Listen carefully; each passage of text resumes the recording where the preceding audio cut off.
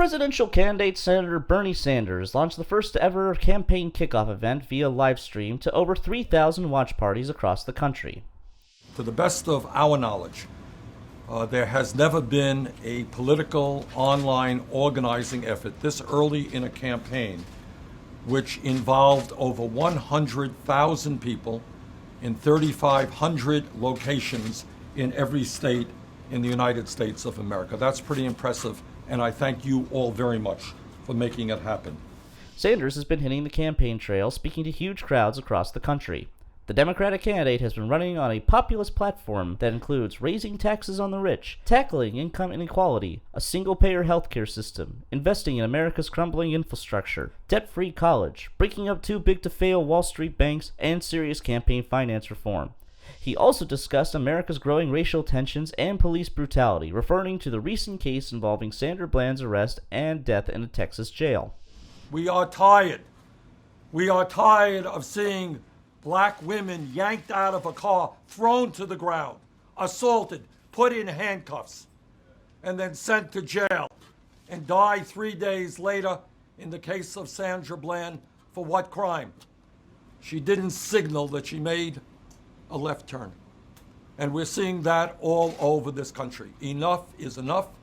We have got to combat institutional racism in the United States of America.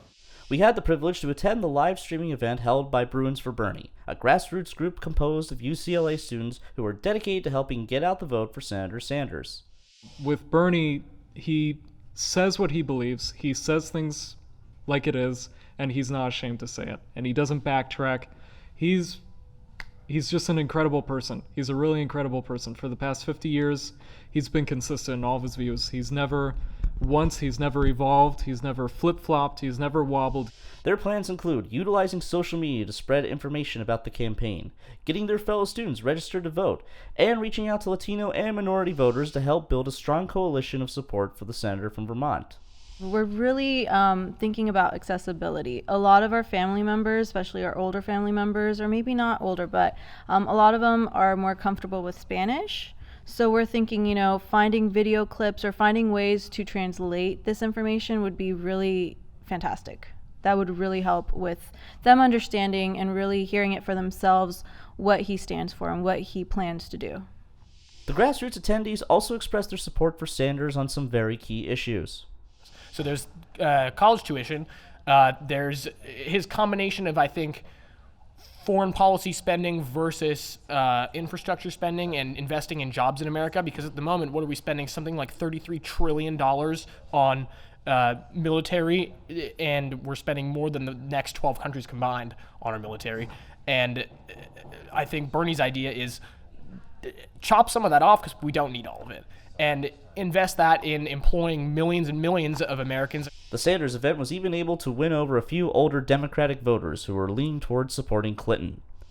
I will vote for Hillary if she gets nominated, but I'm supporting Bernie now in his candidacy because I think he's going to be a fly on the wall, and he will push Hillary in the direction that I'd like to see her go. While members of the Grassroots event acknowledged they would support Clinton if she were the nominee, they also made it clear that she doesn't excite them as much as Sanders does. Obviously, I'm very supportive of Bernie, but I think that in the long run, yes, I would vote for Hillary. A Democrat in the White House is better than a Republican, so. While Clinton still remains the clear frontrunner in the Democratic primary and continues to lead all her Republican rivals, a recent poll showed Sanders with a double-digit lead over GOP frontrunner Donald Trump and a competitive race between Sanders and former Florida Governor Jeb Bush.